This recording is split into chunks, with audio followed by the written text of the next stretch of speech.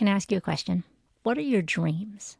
I know it's easy as adults to stop dreaming and to let our dreams be buried by the busyness of life. So today we're talking with Katie Messerall. She's a mom, a former teacher, and an Ironman athlete heading to the World Championships. And we're discussing her big dreams that have come true and my smaller ones that are still in process. And as we discuss habits and routines in Katie's story, I hope we inspire you to dream again.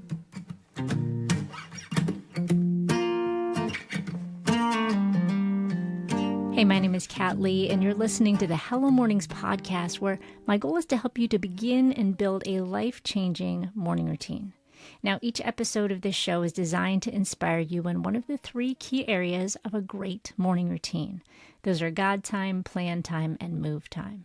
And if you're not familiar with Hello Mornings, I would love it if you would head over to hellomornings.org to download our 3-minute morning routine and watch our mini workshop that explains how you can have an amazing morning routine in just 3 minutes. All right, let's dive into today's interview with Katie Messerall. Hey, Katie, welcome to the Hello Mornings podcast. I am so glad that you could join me today. Thank you for asking me. I'm excited to be here. You know, this kind of came about in a funny way. We saw each other at the Y, and I've seen you there before coming out of your swimming things. And I had just pulled a muscle in a different athletic activity. And I told my son, I go to the gym with my son, and I was like, hey, buddy, I'm going to do the treadmill today. And I'm just going to kind of walk and take it really easy. So I was going like 1 mile an hour walking on the treadmill. So then the joke later was, the day that I'm walking 1 mile an hour on the treadmill is the day that, you know, the woman in Waco going to the Ironman World Championships comes over and chats with me. And I'm like, there's some humility right there. But I'm so glad you did, because I've been so curious about your story. I've loved following you on Instagram, and I'm excited. You know, in normal life, you don't get to just sit and grill people. And so I love having a podcast because I just want to hear all about the journey that you've been on and how it's impacted you and what you've learned from it. So to get everybody on the same page, just tell us a quick intro to who Katie Messerall is. I'm Katie Messerall, and I am a wife and a mother and living in Waco, Texas. And it's been a very incredible journey through to Ironman, but I have a 9-year-old daughter and an 11-year-old son. I work full-time between 2 different jobs. I have the most amazing, supportive husband in the world, and he helps me achieve all these crazy dreams that I come up with. So that's basically where I am right now. I love it so much. And that's really a thing that I've been passionate about lately, just inspiring women to pursue crazy dreams. And I love people like you that are willing to step out on the dance floor first when nobody's dancing and do things that seem a little bit crazy. So what I'd love to do is just kind of go back to the beginning. So were you born running marathons and swimming, or what has this journey been like? Have you always been athletic? How did you get started? Well, I got started. I was on swim team when I was young. So I do have a small swimming background, but not crazy long, like just through junior high. But I'm one of those weirdos that you meet that like enjoys running. Like I like to run. And so I started with that really in high school on the track team. I was a sprinter, and then got more into long distance running. In college, I went to Baylor. And so I would run longer distances then. And then really early married life, I really got into half marathons and full marathons. So running is my happy place. I love it. I've done it to stay in shape, but I've also done it to just have a stress reliever like I do. I enjoy going out. I come back a happier person after I've done my runs. So running was really where I started most of my athletic career, for lack of a better term. And then I got into triathlon in 2018. So that I didn't actually start in triathlon until 2018. So I was mostly just running, and that was basically what I did, and I loved it. And then my world transitioned to triathlon. Was there a significant moment, a significant person? Because, you know, running is one thing. It's another thing, hey, I'm going to jump into a cold body of water, swim it, run or bike and then run. I mean, it's just another level. So I'd love to hear, you know, and especially so then 2018, if I do a little math in my head, you're mid little kid right in there. And so Yes. that's not a normal new hobby for a young mom. So what happened in there?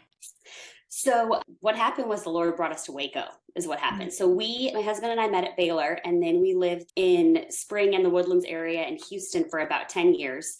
And there was actually some people at our church there that did triathlon. And I was always like, y'all are crazy. Like, how do you do all three of those sports? Like, I just focus on my running. So I had heard about triathlon then. And actually, funny story, this is totally the Lord too. So the very first date that my husband and I went on after having our son, so very first one, we went to the Woodlands to the waterway, and we were going to have dinner. And it was when Ironman was going on, and we were sat at the finish line at Ironman, eating and drinking and chatting, and we're like, these people are insane. So that was actually the first Ironman I ever saw completed. And Wait, it so was you weren't just even there on random. purpose? No, You were just no. randomly eating. We Wow. went to we Okay. went to a sushi restaurant that we liked that was right there at the finish line at this like waterway. It's Ironman, Texas, and they cross right there. There's all these restaurants and movie theaters and stuff, and it was like this main drag through there. And we were sitting like right there, and they're calling the names and telling them they're Ironman. And my husband and I are like, these people are crazy as we're eating our sushi. Little So that was foreshadowing there. yeah, like now we look back on that and we laugh. But then the Lord opened up some amazing doors for us to move back to Waco in 2015. And I was a teacher, and he started working for a company called the Behringer Group that owns Bicycle World, a Waco running company. And so we started getting into more of this biking, and I was still running. And so then a lot of the people in that world were also triathletes. Tri Waco was coming up in July, and I just said to my husband, I said, I think I'm just going to try and do it. And he was like, yeah, do it, go for it. And it was a sprint, so it was real short. So real short swim, kind of just across the river, and then Real real short. short for Katie. I'll just throw that in there for everybody listening. And then it was a 12-mile bike ride and a 5K run. And so I was like, I can do this. So I did it on a road bike and swimsuit and some tri gear, and I was hooked. Like, I was just massively hooked. I was like, I loved it. This was so much fun. It pushed me to a level that, and even just for that sprint, that I loved it. It was like the next level of endurance for me. And so that was kind of the initial hook, was just that short distance, and really just because of who God had brought into our lives at that point and supporting it through Cody's job. And so, yeah, that was really my first kind of jump into triathlon. That's so interesting to me, just the idea of the people that you were surrounded by. So you met people that did triathlons, and so you're like, I can do this. And then you did it. And I think so much about kind of who I follow on Instagram and how it shapes what I think about during the day. So I just think that's super fascinating. So that's one jump. Right. But then it's another jump to be a mom of young kids, to be working in education, which is, a full-time plus job. Mm-hmm. When did you start thinking, hey, I could be really good at this, or I'm going to try to be really good at this? Did you have some proof of concept first, or did you just decide? I think that the proof of concept was that I really enjoyed that first sprint. And at that point, I was like, I walked away feeling fresh, and I was like, ooh, I feel like I should probably be tired. So I don't think I pushed hard enough. So that in me was the competitiveness came out big time. And I was like, I can push harder next time. I can push harder next time. So I think that was kind of like my own competitive edge against myself that made me really want to start pushing it to another level. But like I said, having the support in my husband that I have, like, he is so like, he wants me to dream the big dreams and go for it. And that's one special thing about our relationship, is when I do go to him that I'm signing up for these races, like, he's all in with me and whatever that looks like. So he was super supportive. I mean, early mornings, late nights, whatever that looked like, to kind of start down that road. And so I did that triathlon in July of 2018. And then I signed up for another one, which was a little bit longer. It was Olympic distance in September of 2018. And I liked it, and I did well there.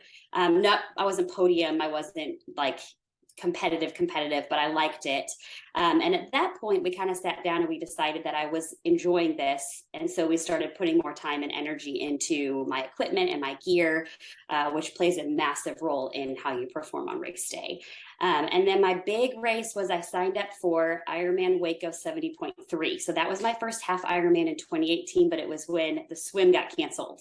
So we only biked and ran because there was so much rain. Like the river was crazy, like rushing down the river. And so they cut the swim. So I only biked and ran that year. So that was like my first race year, was I just slowly built each race. Was that Distance. disappointing when they canceled the swim?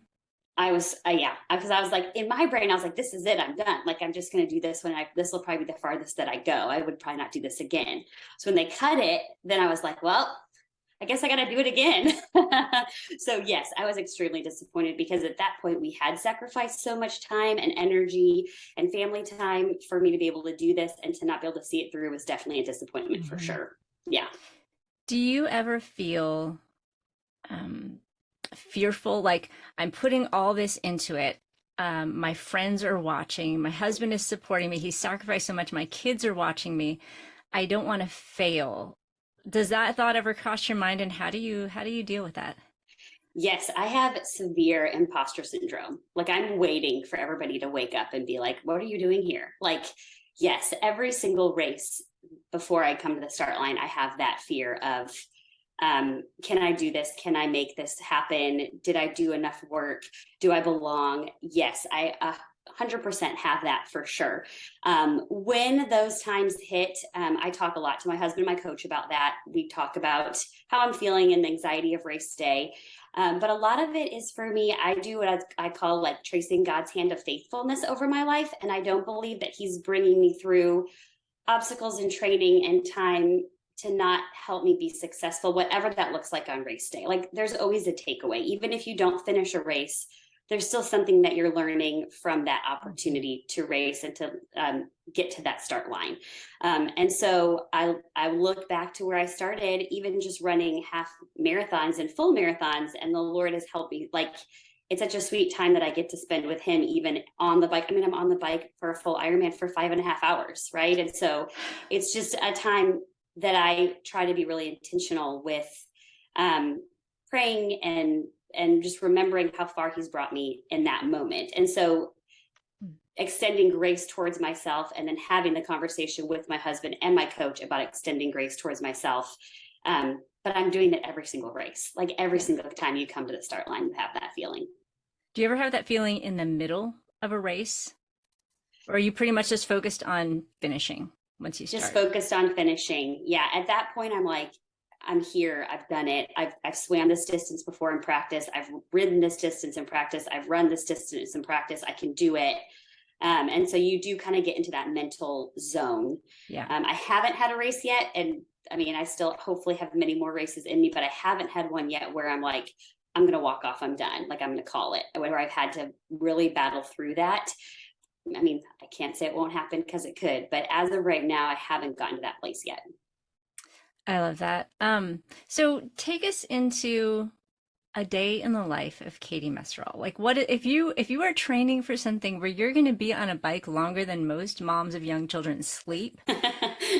How do you train for that? What does it look like for you? Well, it depends on the race and the time of year and what's going on. So for like Ironman Waco that I just competed in, I have the most amazing coach in the entire world. She's fabulous, and she helps me build my schedule, and she sets up my workouts for me. So really every day is a little bit different based on my training load and what we're trying to accomplish. So that being said, Mondays are usually recovery days for me, where it's swimming, a lighter swim, and then lots of mobility work and stretching. Tuesday, I'll do a real intensive, shorter bike ride. I have a whole setup here at my house that I can put my bike on, what I call a trainer. It's a kicker trainer, and it's actually my bike that's on the trainer. And then there's workouts that I do that go along with it. So I'm on my bike riding at my house. And then Wednesday will be a kind of an interval run, and then a swim. Thursday will be a longer ride, like maybe an hour and a half. And then Usually I'll do some sort of strength on Thursday. Friday is my big long swim and a short run. And then Saturday is typically a big ride. So 3, 4, 5 hour bike ride, and then a short run. And then Sunday is typically a big, huge run. So 12, 13, 15, 18-mile run on Sunday. So what I do is my coach unlocks my week of training, and I sit down with Cody. When I was working full time as an educator, we would talk about which mornings I would go to the Y and swim, and he would take the kids to school for me. Or there's times that I was just getting up and getting on my bike from 4 to 5:30 so I could get dressed and then get ready for the day. And then what does it look like in the afternoon for me to get my run done? Sometimes it was after the kids went to bed. Sometimes it was right when we got home and they would get their homework done and I'd get my run in and then make dinner and we'd have our evening. Saturdays, I usually would get up crazy early. I have a group that I ride with, and we would go out and start riding by 6. So I'm home by lunchtime. So Cody would be home getting breakfast for the kids and getting stuff going. And then I'd be home for the afternoons. Sundays, I run a track workout. We'd go to church, and then I'd come home and do my big run in the afternoon. So it kind of just depends on the week and the day. But it was a lot of communication with me and my husband to make sure that we could fit everything all in. So it is very much a team effort Yes. to make this happen. Yes, especially if you're going to do this and you have kids, you have to make sure that you're fitting it into their schedule and their activities. And we do have very active kids, and so they have after school things that they're doing. So it was a lot of good communication between the two of us to make sure that I could get everything in. Also, it's a season, right? So those would be big training blocks that I would have July, August, September, part of October, but now I'm in off season. And so my workouts are intensive, but they're a lot shorter. And so I can get things done easier. And we know that off season's coming. And so if you know that, then it can hurt for that little while, and it can be that tiring for a little while if you know that the rest is coming. Yeah.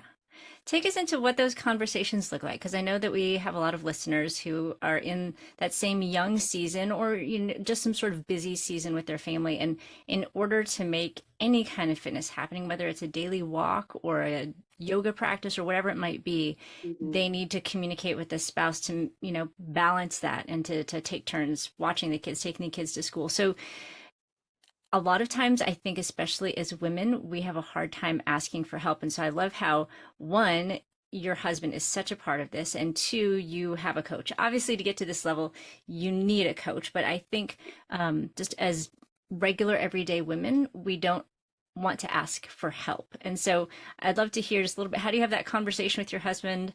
This is my dream, but I'd love you to help me with it. How do you ask for help?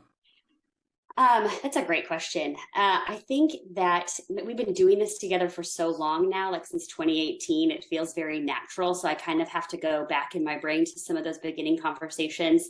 And also he is very excited. Like he enjoys seeing me race, and that race day is a really fun thing at our house. There's traditions that we have on race morning. Like my kids always get special donuts and special breakfast. Like we have things to make that really fun. So we try to keep Mom's race day really, really fun and engaging for everybody. So he knows that helping me get to that point and get to those fun race days, there's a lot involved. So I think laying the groundwork of making it a family event is great. So young moms that are wanting to do a 5K, they're wanting to do a 10K, making that a family event really brings everybody in. We try to bring family into our training as much as possible. So really what I would do is I pull up my schedule, and I'm still very much a hands-on planner. So I have like literally my planner that I carry with me. Like I'm not tech savvy with that stuff. So I have my planner and I open it up, and we literally just sit there and we look at the week, and we're like, okay, Monday I need to get this swim in. Can you take the kids? And he'll look at his schedule. Like, yep, I don't have a meeting early. I can take the kids so you can get your swim done. And then we kind of just tag team for the week. He's got soccer practice this week. I've got dance practice this week. Who's taking Hayden to church on Wednesday night, who's picking him up on Wednesday night.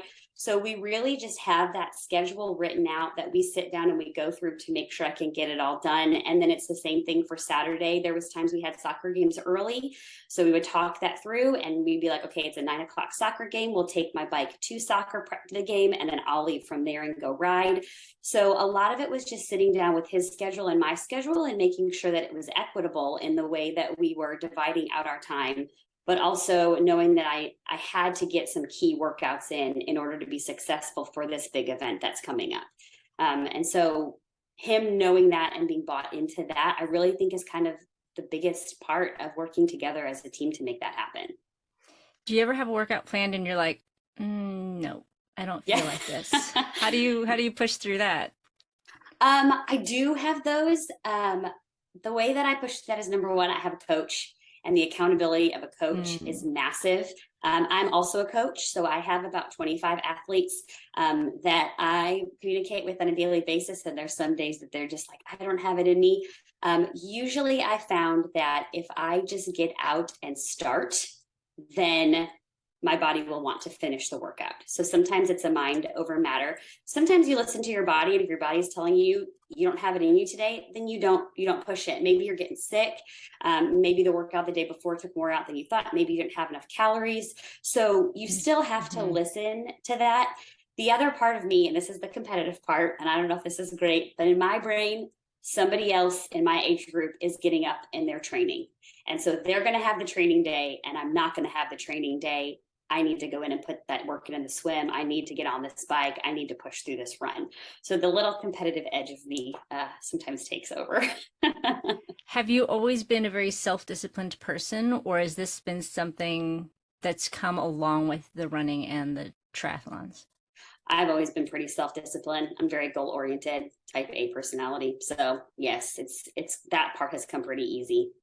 So, okay, I feel like I talked to you about so many things and so many different tangents, but I love what you were talking about, how sometimes you don't feel like working out because you didn't have enough calories. And so in Hello Mornings, we were talking a lot about movement and just exercising more, whether it's parking farther away at the grocery store or whatever.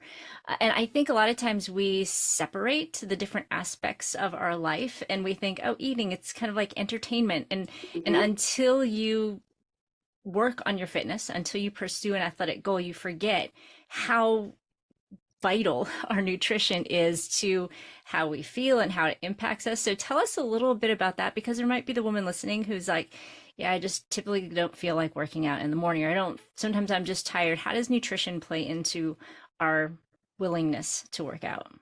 Yeah, that's a great question. And that's one that I struggled with a lot. So nutrition and what we call fueling in the endurance sports world, we call it fueling your body. That is kind of the fourth discipline of triathlon. So you have your swim, run, bike. But if you're not fueling, you're not going to swim, run, bike. So you have to make sure that the calories that you're taking in are going to fuel either the workout you're about to do or the workout you're going to do the next day. And so we're very intentional, and I'm very intentional with my own athletes. Like I will ask them, like you have to have transparency in this nutrition world. What are you taking in? How much are you taking in? And then because you're burning that off so much and so quickly that your body will shut down on you if you haven't had the proper nutrition. So it is all so linked together. Even on race day, if you're not taking in enough on the bike, you're not going to have a good run. So you have got to be taking care of your body and fueling and recovering if you want it to perform the way that it should in practice, but then also on race day. So I think as moms, and I know like the ladies that I coach right now with endurance sports, and we talk about dropping weight and dropping calories and cutting calories. Well, in endurance athletes, like you have to be taking in, you have to be mindful of what you're taking in. And so we don't do restrictive diets. You don't do a workout fasted. Like you do not go work out without first giving your body something to burn, like give it something, take care of it, and it's going to respond.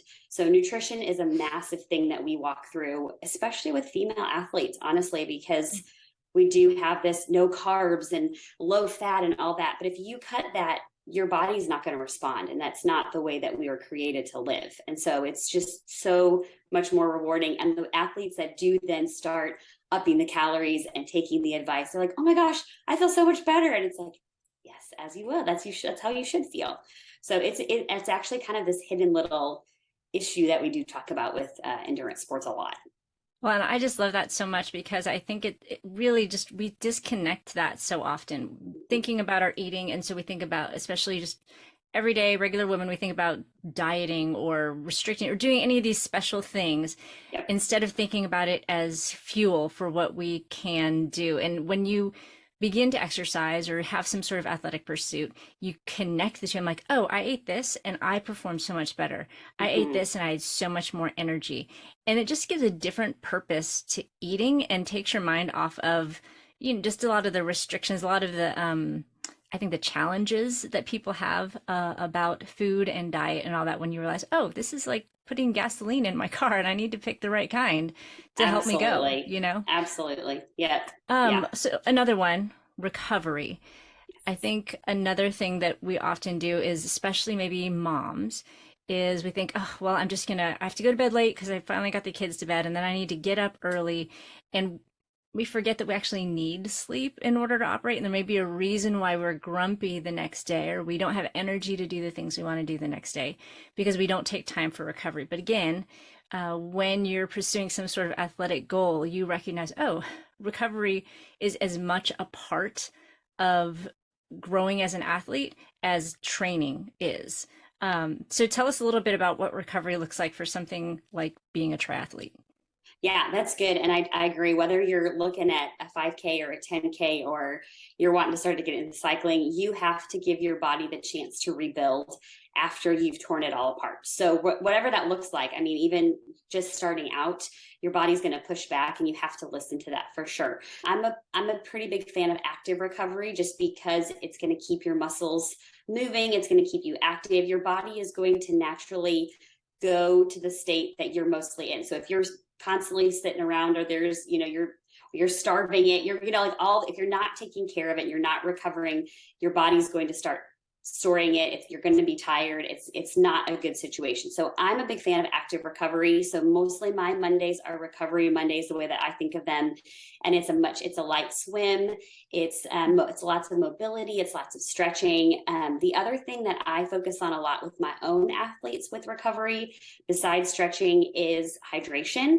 So many of us are walking around really dehydrated, and that takes a lot from your body. So you're feeling grumpy, you're feeling tired, you really could be dehydrated. And it's not just water. Like I ask them to be taking in electrolytes every day. And so that's a big part of the recovery that I talk about with my athletes is making sure you're eating enough, making sure you're stretching, making sure you're taking some time to relax and hydrate and put back in what you've depleted. So again, active recovery for me is movement, but it's real, like, how does my body feel today to respond to that in that moment? We're not going to be the effective moms that we want to be if we're not listening to our bodies and taking care of them. It doesn't mean not pushing them, but it also means letting them have the chance to rebuild once you have pushed them to a certain limit. Mm-hmm. So if you're getting up at sometimes, I don't know if this was in the past that you said the number 4, but you said 4. Okay. But I do know that I see you coming out of the gym as I'm going into the gym. Yeah. So how do you make time for like a morning routine, spending time with God? I'd love to hear a little bit about what that looks like with such a busy life. Yeah, definitely. So that is one thing for me that's a non-negotiable, because I am not a good wife and mother and friend if I have not had my time in the Word and had some quiet time. And so what that looks like, it depends on the day. So Monday through Friday, I do get up right now. And I've transitioned out of education. I'm working from home and I'm coaching. And so it looks a little bit different than a mom who's working outside the home. So I'll just tell you what it looks like now for me. So I get up and I swim from 5:30 to 6:30 every morning. I meet with a swim team that I'm on, an adult swim team I'm on at the Y. So we all swim for an hour and then I come home. I'm at this sweet spot with my kids that I love this stage right now with 9 and 11. I can set their alarms on their little Alexas in their room. So at 6:30, their alarms go off and they know from 6:30 to 6:45, that's their time with Jesus. At 6:45, they have another alarm that goes off. And so they get up, they can start getting their breakfast and getting themselves dressed. So when I get home from the pool, I get cleaned up. We finish breakfast. We talk about what they read that day in the Bible. We are moving through what the day is going to look like. Load up in the car. I drop them off. Come home. By that point, my husband's left for work. And that is when I sit down and I take however long I need to, depending on what I'm going through that day, to just sit with the Lord. And I'm going through right now Ellie Holcomb's book, Fighting Words. Yeah. And it has been so impactful for me. So I'm working through that. And then I'll spend some time reading. I like to do like a psalm and then something in the New Testament usually, and just praying. I have my list of people I'm praying for and things I'm praying about. And so I spend some time doing that and then come in and clock in and start working. I love that working from home too. I'm also listening to lots of podcasts. I'm a big Jenny Allen fan. So I listen to her stuff and sermons throughout the morning and the day. So I have that constantly playing in the background while I'm working, which is really helpful. Saturday and Sunday look a little different because those are bigger workout days usually. So for those, I'll get up early and while I'm eating breakfast, I'll spend time with the Lord. No one's up yet. It's nice and quiet. I can have my coffee. I can read my Bible. I can pray, and then I can have some time just going over what the day is going to look like and praying about it. And then Sunday, I do the same thing. I'm getting up really early and eating and having the time on my own first before everybody else wakes up. So that's how I've been balancing things since I've been working from home. So it sounds like not even just for you, but for your whole family, you have a lot of habits and routines in place, like the kids' alarm that goes off and then they know what to do. I know that there's probably a lot of women listening. Our listeners, we have moms, we have retired people, but for the sake of your story, and you're a mom right now, yeah, they're probably like, okay, this is magical. How do you get your kids to wake up and then go through a routine? So tell us a little bit about what that looks like.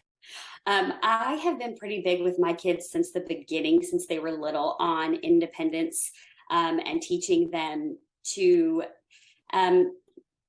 do what they need to do and get their list taken care of. I'm a big list person. And so I implemented, they were probably kindergarten and second grade, maybe, when I created what we call the list, and I'd have it on the fridge and they would go through and they would know they wake up, they spend time with Jesus, they get dressed, they eat their breakfast, put their shoes on, brush their teeth, and we're out the door. And so really what that looked like a lot of times was once they start getting distracted, I was kind of looking and be like, where are you on the list? And they would be able to go and look at, oh, I still have this to do. And so that was really helpful with just training them to get their own routine down. So now we don't have a list on the fridge or anything anymore. Like, they know what they need to do. And again, I know I'm in a sweet spot with 9 and 11.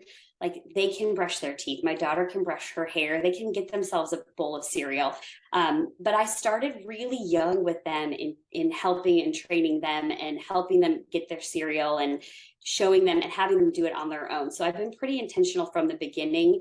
I think the big push was in 2019. My husband and I went to Hawaii to actually see the World Championships in Kona. We had Cody's boss was competing there. So that was the first time I got to go to Kona and see all that happen. And my mother-in-law was sweetly coming to stay with our kids. And I was like, oh, I want things as easy as possible for her. So I really started being intentional that summer in our quiet summer days to be able to help them get that figured out and really build that routine so that when she came, she was like, this is great. Like, they know what to do. And I was like, yep, they're ready. So I've just been real intentional from the beginning with them on starting that morning routine early. I love that, not just for you, but for them too, that at such a young age, they're learning the power of habits, of having lists so that you don't have to wonder what to do every step and then make decisions every step of the way. I feel like doing this. I don't feel like doing this. You just follow the list and you can change and adjust the list as needed. And Yeah. it not only makes it easier for you, it makes it easier and less emotional in the mornings for them. And then when Yes. somebody needs to come in and help, it makes it easier for them as well. But I'm sure it took a lot of redirecting in the beginning, a lot of where are you on the list? Where are you Yep. on the list? Yes, there was a Um, lot for sure. so with all the time, sometimes that especially the bike takes and running, do you ever feel mom guilt? Not that you should, but I'm asking this question because I know that so many moms, even to take the time, just a 15-minute walk around the block or whatever way that they're wanting to build an exercise routine, they feel guilty about taking that time away from their kids.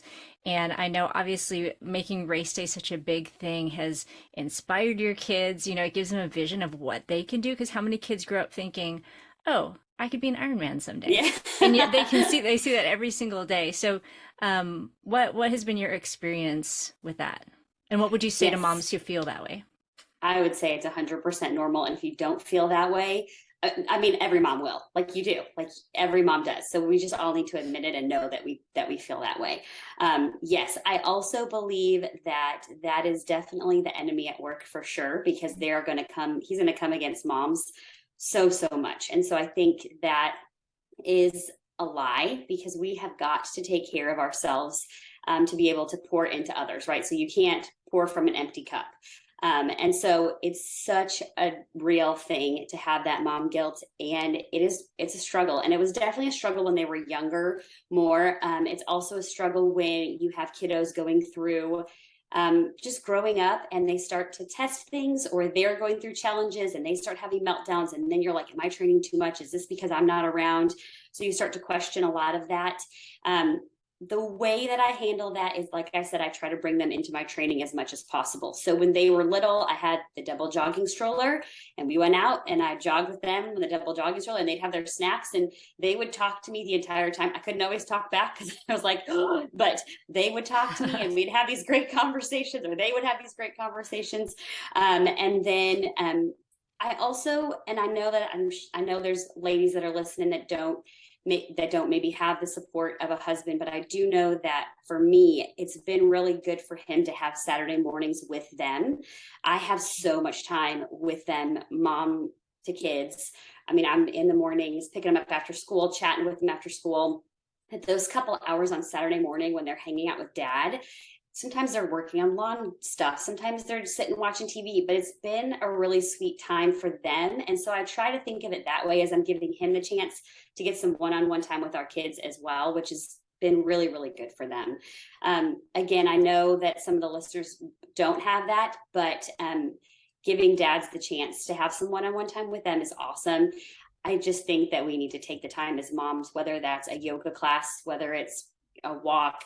It's so good to take that time mentally to recharge, to refocus, have some dreams, have some goals. Your kids need to see that. Like, I really do believe they need to see mom reaching for goals and doing whatever it is, whether it's sports or not, what athletics or not, it doesn't matter. Whatever it is that the goals that you have, I think we need to make sure that we're focusing on those as well. It's super important. I am 100% in agreement on that. And I think I've been passionate lately about women pursuing their dreams at any age. So my current goals, I have two. One sounds silly, and I feel like the other one makes up for it. So the first one is I play the sport called pickleball. Dumbest name ever. But it's so fun. I absolutely love it. I grew up playing tennis, and so it's a natural transition and doesn't hurt my shoulder as much. And so my goal is to be able to enter enter a tournament at the 5.0 level, which is like basically like quote unquote pro. You're not actually a pro, but it just means you can enter a professional level tournament if you hit that level. So That's awesome. I love that. That is so so cool. that's my goal. And then I also do taekwondo with my son. Okay. So my goal is to be a black belt by the time I've turned 50. I'm 47 right now. So I want to be a 5.0 and a black belt by the time I'm 50. So I those love are it. my kind of two goals. And I feel like the taekwondo balances out the pickleball a little bit in cool factor. But it's a little, it's hard to share a goal sometimes publicly. What would you say to the woman who's like, I kind of want to have some sort of dream or a goal, but I feel like I'm too old or I've never been athletic or it's scary to say a big goal out loud? What would you say to her to inspire her to just step out on that dance floor? First of all, I love your goals. I think they're awesome Thanks. and so exciting, and that's so neat. I would say that first of all, I don't think you're ever too old. Like, go find whatever it is you're passionate about. Technically, I'm old in the triathlon world. Like, I am. Like, the people that are on my team that are going pro are like, I call them the young guns, right? So but I think that it is so important to find something that you're passionate about. We are called to live out the good works that are prepared for us, right? So we are, I think, instilled with passions and desires and things that we want to do. And I think that if you're not walking those things out, that you're not living the fullest that you were created to live. So I think having those big, scary dreams and starting in a direction is absolutely what we were created to do. So I would say start exploring, figure out what it is that you love, bring your family in on it, and just start walking it out. If you go in a wrong direction, you go in a wrong direction. Like, then you pivot and you find something else and you start walking in that direction and see how that works for you. And so I think that it's a constant change, but moving towards something that you're passionate about is just going to make, I believe, your life that much richer and make you a better mom and a wife and friend. Having those goals, it's going to bring community that you didn't expect. There's going to be so much blessing and I think enrichment in your life that comes from seeking out those dreams and goals, that it's never too late to start figuring out what that looks like. And I think people like coming around people with goals. I had a friend who just Mm-hmm. texted me yesterday and she's like, "Hey, can I drill with you?" Just because she likes that I have a goal of Yeah. what I want to do. And Yeah. I'm like, "Wait, you just want to drill with me? Like, you don't even want to do your own drill?" She's like, "No, I just want to drill with you." And I feel like the same is true with you, just people who have come alongside you and come to cheer you on in your races, and people who are like, "Oh yeah, Katie, she does triathlons," and just inspired by it regardless of the level of success that we have or we don't have. Just stepping out. I mean, like, that's every sport movie ever. The whole journey of the unknown, It right? You're like, is. It are they going is. to make it? And that's the most exciting part when you don't know Yep. what's going to happen. Absolutely. I agree. So, one more thing, what would you say to the woman who's like, okay, I am never ever probably going to do a 5K. I'm probably never going to do a triathlon. I'm I don't really swim, but I need to move more, especially after the pandemic. I've just been sitting on my couch and I need to move more, but I don't want to, and I don't really know how. What would you say to that woman? I just sound so cliche, but I would just say just start. Like, pick something like walking on a treadmill, right? Like, Mhm. just walk on a treadmill. The YMCA in Waco has so many good classes. I mean, I think I think it's about, not that they don't want to. I think it's about finding what they enjoy, right? So I Mhm. enjoy swimming, biking, and running. You have to find what you enjoy. If you don't enjoy swimming, biking, and running, then don't do it. Like, find what you enjoy. Try a couple pickleball classes. Try a couple yoga classes. Try a couple um, uh, Pilates classes. Do it. Come swim. Swim a couple laps. See how you feel. I think you have to find what you enjoy to make the movement happen. So if you don't enjoy running a 5K, then don't do it. Like, find something that you enjoy and then start to do that. Make a schedule and stick with it and do that to make, until you've continued to take it further and further. But I really think that the biggest thing is finding what you personally enjoy and not making somebody else's dreams or goals your own. You have to find what you want to make you happy for that recharge time as a mom and a wife and a friend. I love that. So maybe it's almost like, imagine you're 5 and your Yeah. parents are trying to help you find your thing. And you Yes. just keep going to things, signing up for things, and trying things. Yeah. Because really, exercise and fitness, it's not about exercise and fitness. If you can, it becomes easy when it's just fun. When you can find the Mm-hmm. play that you like to do. Like, I literally love going to pickleball because I see my friends and we can Mm-hmm. chat. I get to be athletic and strategic. I love going to taekwondo because I see my friends Yeah. and I get to Yeah. spar. So just finding that thing that is fun for you and you just feel like a little kid again, then you're not exercising. I mean, quote unquote Absolutely. exercising. That's right. And there's different seasons too, Right. though. Right. For sure. And I think too that you hit the nail on the head too. Like, it becomes about community. Like, I didn't love swimming. Like it was one thing I really had to talk myself into doing. I didn't love it as much, but now I'm part of a swim team at the YMCA and they keep me accountable and they're fun and we chat and hey, let's get early and let's get the swim done so we can sit in the hot tub for a little bit. So I think sometimes finding your community with the exercise can also make it not feel like exercise. There's two ladies that walk in my neighborhood, and every single morning they're walking together and they're having their coffee, and you can tell they're just having a good old time out there walking together, but it's community for them. And I think that when you find your community and your people, that it can make most activities a lot more enjoyable.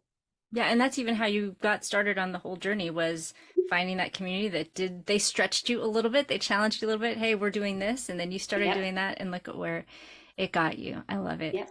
Yep. All right. So, okay, this is actually the last question. So I used to run a lot, particularly when my kids were younger, and I don't know that I loved running. I just loved being alone. Yep. And I knew nobody was going to follow me. Although I did take my kids for a run occasionally. And I had one of my children, I won't say which one, because she listens to this podcast. But, or maybe she'll be mad at me later that I didn't say her name, but she would run and she would insist on holding my hand the whole time. So we'd run a mile holding hands, which is actually very hard to do. Yeah. Okay. So in endurance sports, when you just have a lot of time to yourself, at least I found I learned so much about myself in the process, especially when you have to be like, keep going or go faster. So I'd love to hear, what are some key things that God has taught you in this journey of endurance sports? Yeah, that's good. He's taught me so much. I think he's taught me discipline for sure. He's taught me like I'm never alone on that race course. It's one thing that I pray getting up to the start line is be with me for every kick, for my swim, for every pedal stroke, and for every stride on my run. So I truly believe that he's with me every step of the way while I'm racing and while I'm competing. He's also taught me that I am definitely creatively made. It's one thing when I see my body stretch and be pushed to the limits. That's not something that that just happens. And so reminding me of his creativity and his creation is pretty amazing. I was actually, side note, I was born with my left hip out of its socket. Thankfully, we had a great doctor. Otherwise, I would have walked with a limp or been in a wheelchair. And so the fact that I crossed a finish line after doing 140 miles, it's just a reminder that God was watching through all of that, putting the right doctors in place, even at 2 days old, right? That I am where I am. And so he's taught me so much about his protection and his provision and just his creativity and the way that he made me and the things that he has for me. I love it. Katie, thank you so much for sharing your journey. I think there's so much we can glean just from, I just even love how all of the different routines and things that you put in place make it easier for you to do the things that you want to do without it being a decision every day. Am I going to run today? Am I going to swim today? You have all of those things in place and you're just very intentional with your time. And you show us that we can make time for the things that are important to us. So Thank you so much for sharing your story with us today and for being on the Hello Mornings podcast. Thanks for having me. I appreciate it. It was fun. So friend, what is your dream? Maybe you've buried them so deep that you don't remember. So my encouragement for you today would be to spend some time dreaming again. Spend some time praying and asking God to revive the dreams that he put in your heart. And maybe it's too scary to pursue or even share your dream. So I hope today's show inspired you to take one small step toward making your dreams a reality. Over the coming weeks and months, I'll be sharing more inspiration to help you trust God and pursue the dreams he's planted in your heart. So be sure to follow us over on Instagram. We're at Hello Mornings. Now, if you want to learn more about beginning and building a powerful morning routine, just head over to hellomornings.org, download our 3-minute morning kit, and it's going to give you everything that you need to get started. Now, if you're enjoying the Hello Mornings podcast, particularly today's episode, I would love it if you'd leave a review on iTunes or Spotify or wherever you listen to this show. It helps us out so much and helps other women be inspired. Now, my name is Kat Lee, and I'm just so grateful that you've joined me today. And I hope we've inspired your mornings so that you can begin waking up for your life and not just to your life. I'll see you on the next episode of the Hello Mornings podcast. It's early in the morning, the house is quiet, but I've set aside this time for you.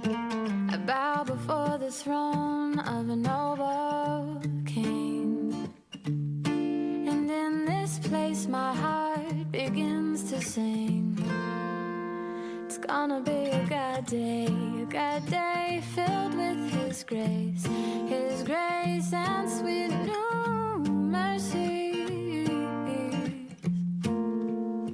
May my thoughts obey Jesus, to walk in His way by His Spirit with each breath that I take. It's feeling like a God day. This song is called God Day by Jen Stanbro. You can get your copy at iTunes, Amazon, or jenstanbro.com.